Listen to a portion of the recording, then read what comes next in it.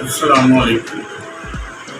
آج میں آپ سے کسی شخصیت کے بارے میں بات کرنا چاہتا ہوں۔ کئی دہائیوں سے میرے تو بڑی فیوریٹ شخصیت رہے ہیں اور وہ ہیں رفیق احمد باجوہ صاحب۔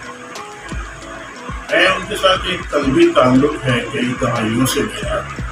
میں 1977 میں جب پاکستان کا اتحاد بنا اور بہت ساری تحریک شروع ہوئی، اس زمانے میں میری عمر تقریباً 16 سال تھی۔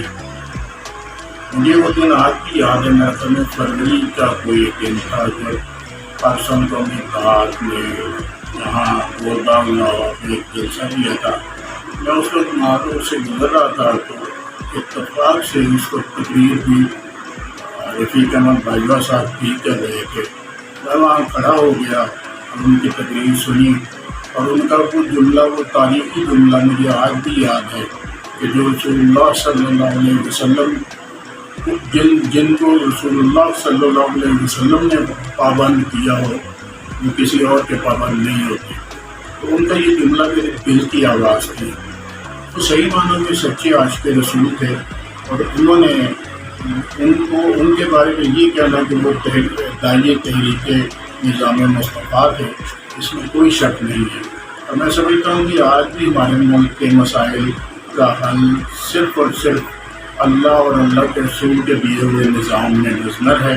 جب تک ہم اس طرف نہیں جائیں گے ہم اسی طرح ذلت و رسوائی کے گڑھے میں گرے رہیں گے۔ تو جتنی جلدی ممکن ہو ہمیں اس طرف جانا چاہیے، ان کے پیغام پر غور کرنا چاہیے۔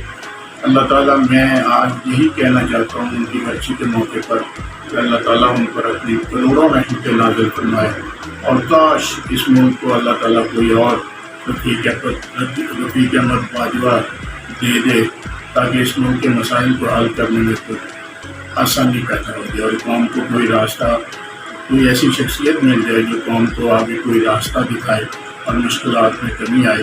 السلام علیکم ورحمۃ اللہ۔